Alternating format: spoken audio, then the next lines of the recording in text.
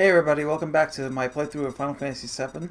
So in the first part, we blew up the #1 Mako reactor of Midgar, and now the Avalanche resistance group is taking refuge in a tunnel that has been kind of sealed up from the debris from the explosion.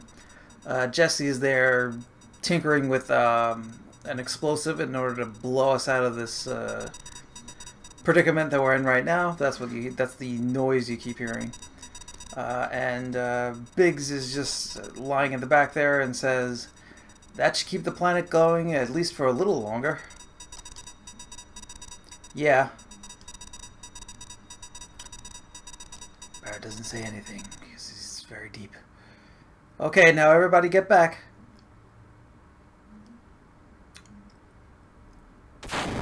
Boom! Let's see, we blew the door off of what appears to be like a maintenance tunnel or something like that.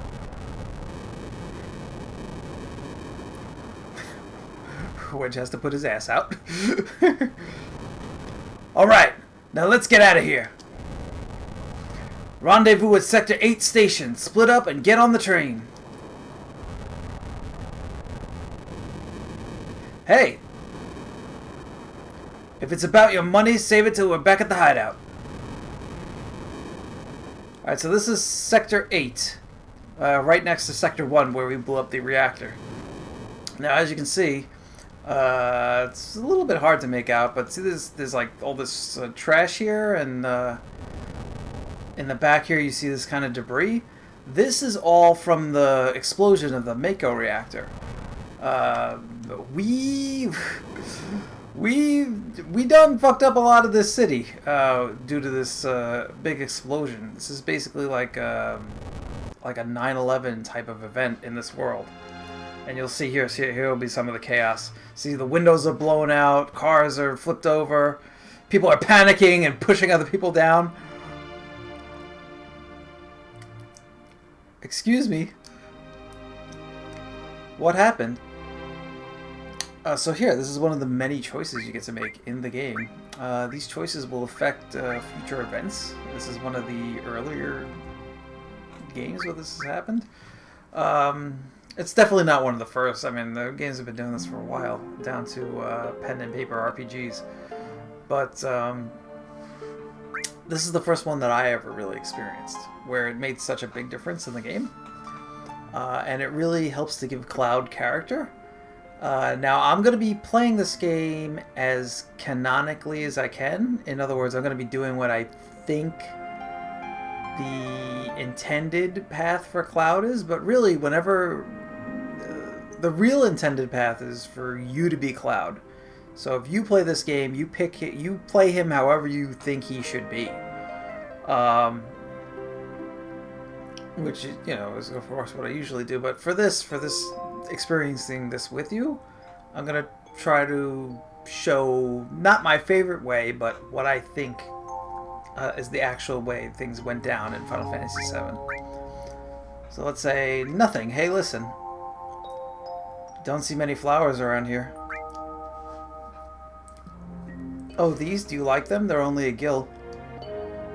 I'll buy one. Oh, thank you. Here you are. So we bought a flower from the flower girl. Now those flowers are super rare in Midgar because of the extraction of Mako from the ground. Things don't grow. It's you know, it's kind of an environmental message here, where these reactors basically ruin the area around them. Think of it like pollution, but instead of polluting the area, they kind of suck out the life from the earth itself. So this city, as you'll see, is devoid of plants. It's devoid of animal life. I mean, there's monsters running around, which we'll talk about later. But I mean, in the city, they're mostly Shinra troops. Well, I'll explain that a little bit more later. Just what the hell is going on here? This is the people not knowing what's going on. So as you can see here too, If I can get around this lady, there's kind of chaos, there's debris, things are short-circuiting. Shit be whack, yo! Wonder what that is on the wall over there. Let's see. Don't be fooled by Shinra. Mako energy doesn't last forever. Mako is the planet's life source. The end is in sight. Protectors of the planet, Avalanche. Yeah, so what that is apparently Avalanche has graffitied some propaganda on the wall that he's reading. Actually, can we go back and... did he say anything else? I don't think I've ever talked to this person twice.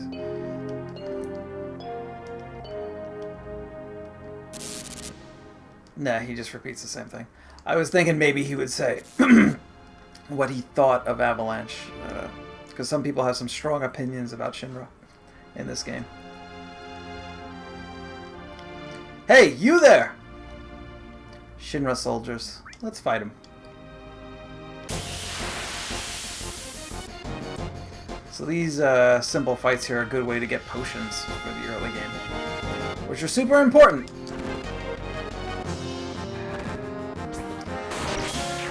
And it's worth it because these guys really can't hurt me much.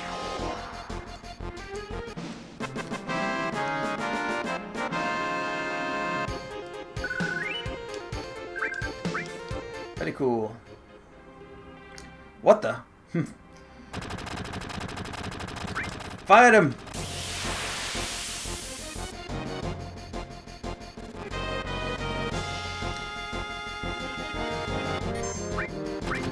So I think this is the first occurrence of the regular battle music. I think during the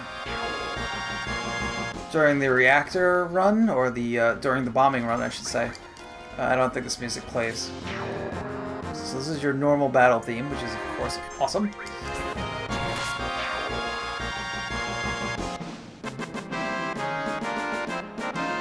There's your victory fanfare. Yeah, there's your victory fanfare, which is double awesome. 2 potions from those guys. Cool. That's him. Fight him. See, now I'm surrounded, and it'll show that in the battle. Attack from both sides. Now this is one of the worst positions you can find yourself in this game, because as long as people are behind you, as long as enemies are behind you, you'll be taking more damage. So you do that,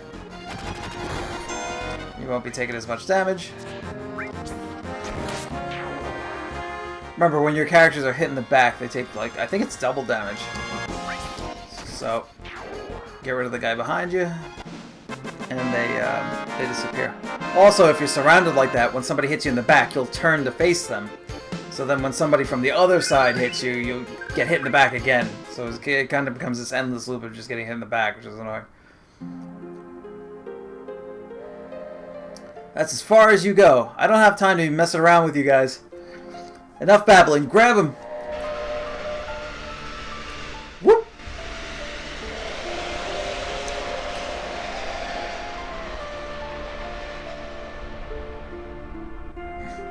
Perfect timing. I thought that was very cool. Whatever saw that.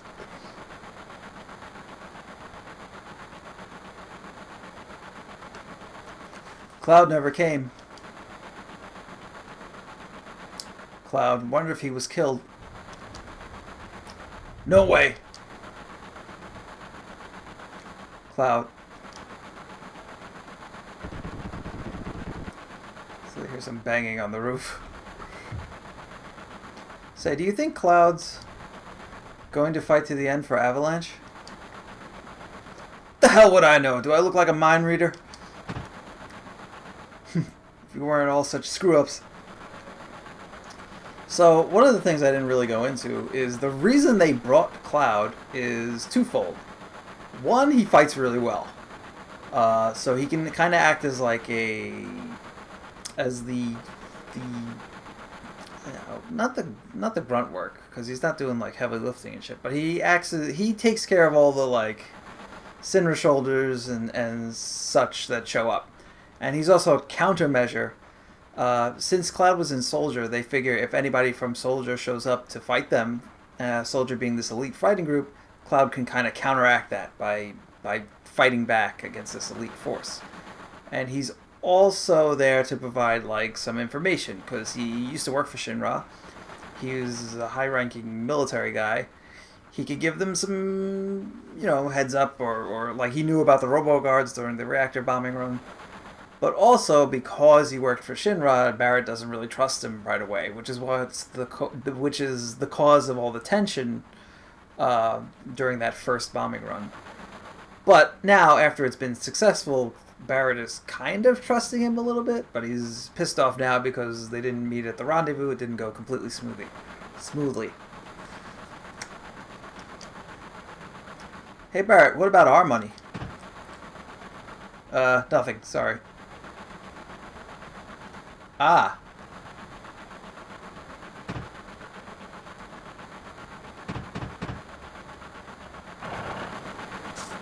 Hello!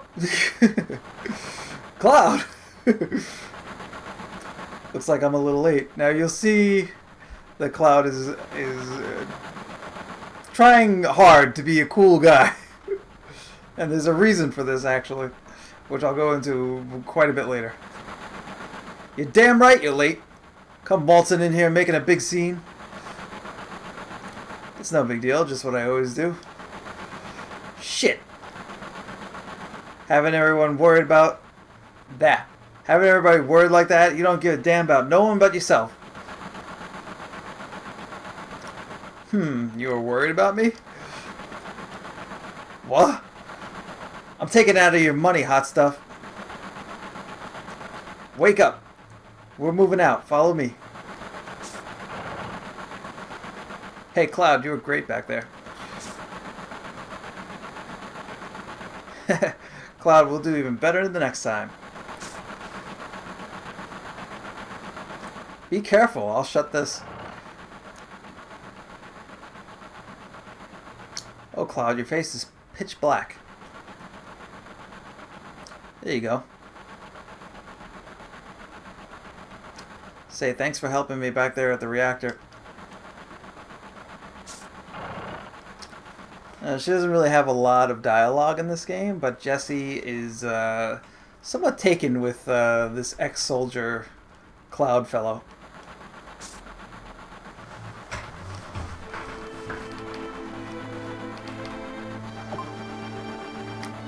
Last train out of Sector 8 station. Last stop is Sector 7 train graveyard. Expected time of arrival is 12:23 a.m. Midgar Standard Time.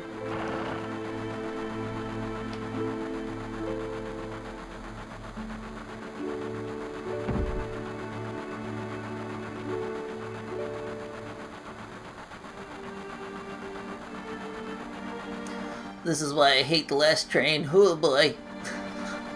I don't know why I gave him that voice.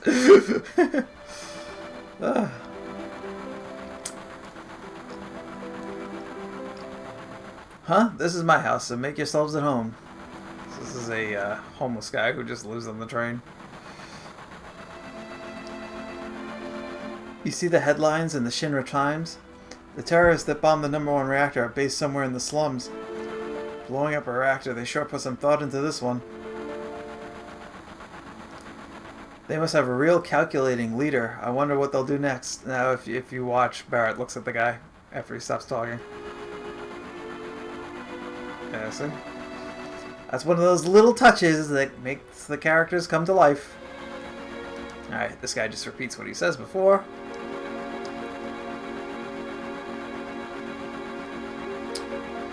So, let's just see if we can go this way. Nope. Please, you're bothering the other passengers. Yeah, so we look a little... This train is what the business class used to commute from their homes in the... at least in the... some of them live in the ghetto. Some of them live in other parts of the plate. And they all take this train to get to and from work. So we look a little more ghetto-y than, than the other passengers on the train. So the guards are just trying to keep us here. We don't want to disturb the fancy folks. It seems this train hasn't switched to security mode yet. I'm sure that will change by tomorrow. That sure took its toll on me. I'm gonna sleep till we get to the station. So just one note about this character, Biggs, and this character over here, Wedge. There's a Biggs and a Wedge in almost every Final Fantasy. I haven't played all of them to completion, but every one I played, Biggs and Wedge make an appearance at least once per game. They're usually kind of minor characters, like not too major. But they are constants. They're not the same characters, they're just the names stay the same, at least in the American versions of the Final Fantasy games. Let's see what Wedge has to say. Someday Avalanche is going to be famous, and me too. I think you're kind of famous already, buddy, but it's not... It's more infamous. Cloud, don't you think I got a bright future ahead of me? Alright. So canonically, at this point in the story, I think Cloud is supposed to be kind of a jackass. He doesn't really care about these people, and he just wants his money so he can move on. But I don't think he has to be straight up a jackass. Like, this seems a little harsh. Let's see what he has in mind. All my life I felt like nothing but a sidekick. But after joining after joining Avalanche and trying to save the planet, I feel like I can do a lot of things. Yeah, okay, so he just repeats. Yep. Alright, so Wedge feels kind of good after this successful mission. Let's see how Jesse's doing. Hey Cloud, you want to look at this with me? It's a map of the Midgar rail system. Let's look at it together. I'll explain it to you. I like this kind of stuff. Bombs and monitors, you know, flashy stuff. Yes, Jessie is the tech girl of the Avalanche resistance group. Okay, it's about to start. This is a complete model of the city of Midgar. It's about a 1/10,000th scale. The top plate is about 50 meters above ground. 50 meters, I'm not really sure how much that is in feet. A main support structure holds the plate up in the center, and there are other support structures built in each section. Whisper, whisper! The number 1 reactor we blew up was in the northern section. Then there's the number 2, number 3, all the way up to the number 8 reactor. The 8 reactors provide Midgar with electricity. Each town used to have a name, but no one in Midgar remembers them. She's talking about the towns in the lower level. Now what has become the slums or the ghettos. Were originally little towns, all grouped together. But then Shinra moved in and built this big city above them. And actually, in the towns or in the ghettos, you can't even see the sky because the plate blocks it. And there's hardly any sunlight. Mostly they're just lit by the street lamps and other electricity. So instead of names, we refer to them by numbered sectors. That's the kind of place this is. Phew, this is next. Look. So Midgar is kind of a city where, like, industrialization, or, I guess that would be the word, has kind of run amok. Like, it's like, the poor people are super separated, literally, from, like, the middle class and the rich people, and they literally, like, their land can't grow any plants or crops or anything like that because there's no sunlight, and the ground is dying because of these reactors. So it's kind of a shitty place if you don't have any money. And the best place for opportunities is the Shinra company, which is like a mega corporation. It's like Google and Amazon and Disney rolled into one. Phew, this is next. Look. This is the route the train is on. The route spirals around the main support structure. We should be coming around the center area right now. At each checkpoint, an ID sensor device is set up. It can check the identities and background on each and every passenger on the train by linking it up to the central databank at Shinra headquarters. Whisper, whisper. Anyone could tell we look suspicious, so we're using fake IDs.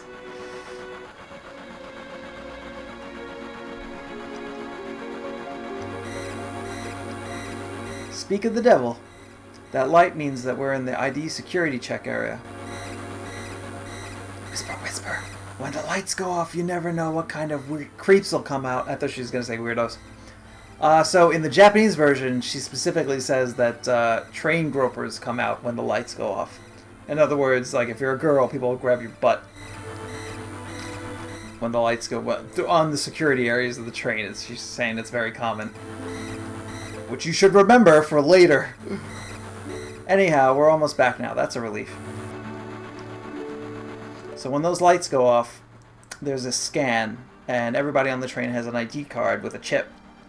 And that scan scans all the chips and checks and see if the ID matches the database to see if you're legit, basically. So Jessie says, I know, next time I'll give you one I made myself. She's talking about an ID. Thanks anyway. Oh yeah, you might regret it. I'm the type who takes things personal. So Cloud, like, he's leaving after this. There is no next time for him. We're almost there. After talking with you, I really want to do it. I think you've lit my fuse. I'm seeing stars. This sucks. I hate the dark. So Wedge is a little bit of a chicken. Biggs is snoring.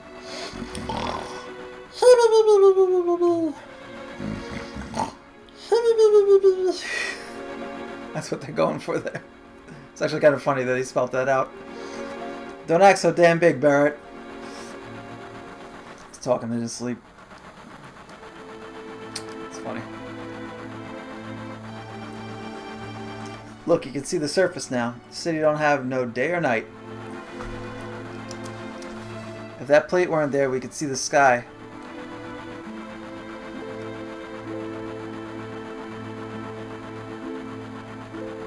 A floating city. Pretty unsettling scenery. Huh? Never expect to hear that out of you. Never expect to hear that out of someone like you. You just full of surprises. The upper world, a city on a plate. It's because of that fucking pizza that people underneath are suffering. Alright, so now this sentence could mean one of two things.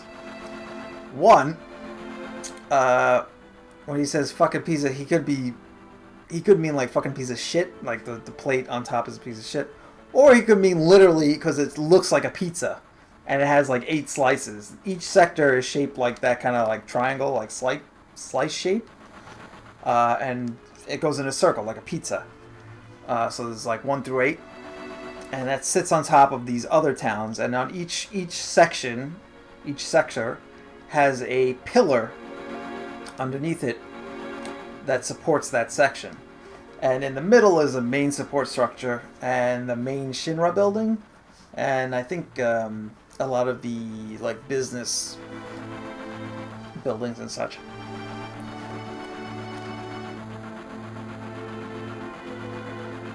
Alright, so because of like, he's saying because of the city on top, the people underneath are suffering. The city below is full of polluted air. And on top of that, the reactor keeps draining up all the energy. Yeah, so it sucks to live in the slums, basically. Then why doesn't everyone move on to the plate? Dunno, probably because they ain't got no money, or maybe because they love their land, no matter how polluted it gets. I know, no one lives in the slums because they want to. It's like this train, it can't run anywhere except where its rails take it.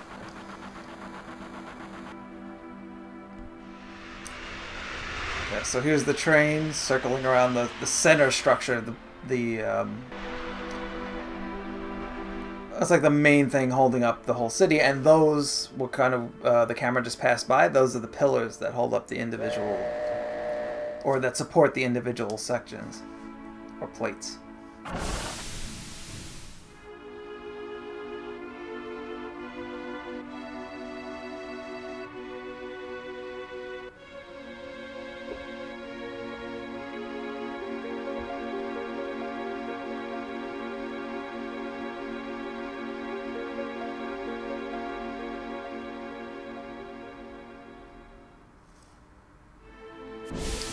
Yo, get over here, y'all. All ya. Not y'all. I keep reading what I think it says instead of what it says. This mission was a success, but don't get lazy now. The hard part's still to come. Don't y'all be scared of that explosion. Because the next one's gonna be bigger than that. Meet back at the hideout. Move out. There they are. Look how strategic they are. Let's talk to this guy. When you've been on train, man, as long as I have, you've seen a lot of people and a lot of lives. People meeting, parting, joy, sadness. After a while, it doesn't even get to you anymore. I wonder how long it's been. There's an invisible rail between me and the passengers. I could never live their lives. I'm just a train man, plain and simple. It's easier that way. That's not to say that the crossing gate of my heart doesn't hurt now and again. Back during the war, I remember there were a lot of painful scenes then. But that's a story for another day. I'm just a train man. First train leaves to Midgar at 5:04 a.m. Okay. Now I believe this way. Yeah, this is the train graveyard. This is just all the decommissioned trains. They basically just leave them here. And you can get into fights here and level up Cloud a little extra if you want to and make a little extra money. You just run into enemies that you would have ran into at the reactor. So there's these beast creatures. I think maybe there's a Shinra soldier or two that you can run into.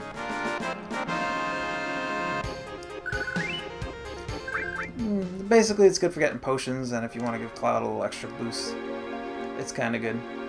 But you can't really venture into the train graveyard proper because you can just climb that ladder and it basically leads to nowhere. And see, like down here, like the street lights are the only lights you get.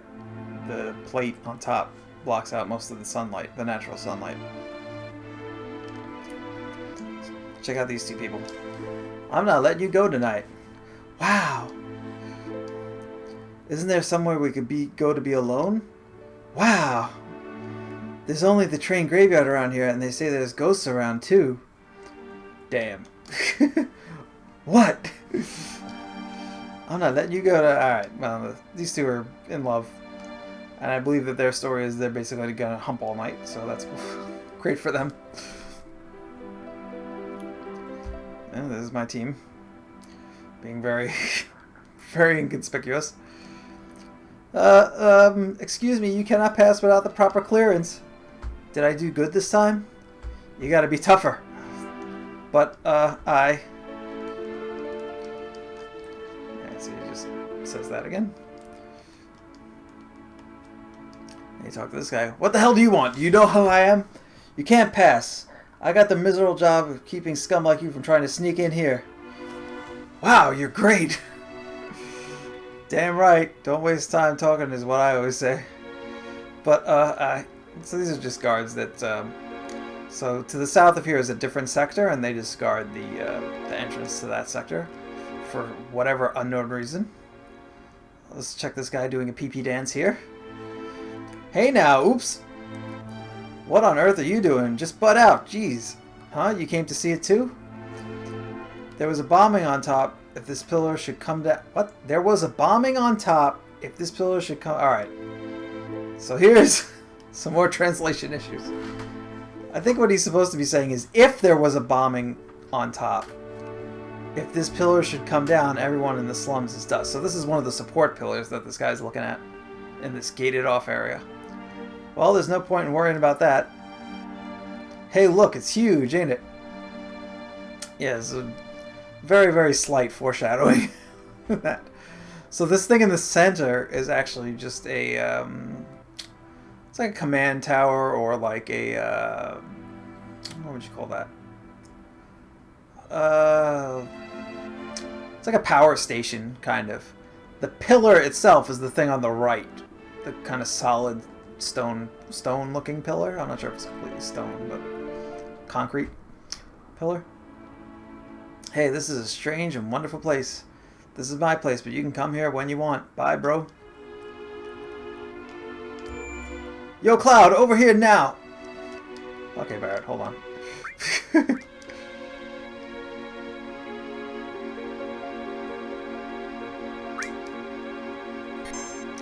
Alright, so let's save the game here. And we'll continue this next time on Carnabrin Plays. Thanks, everybody.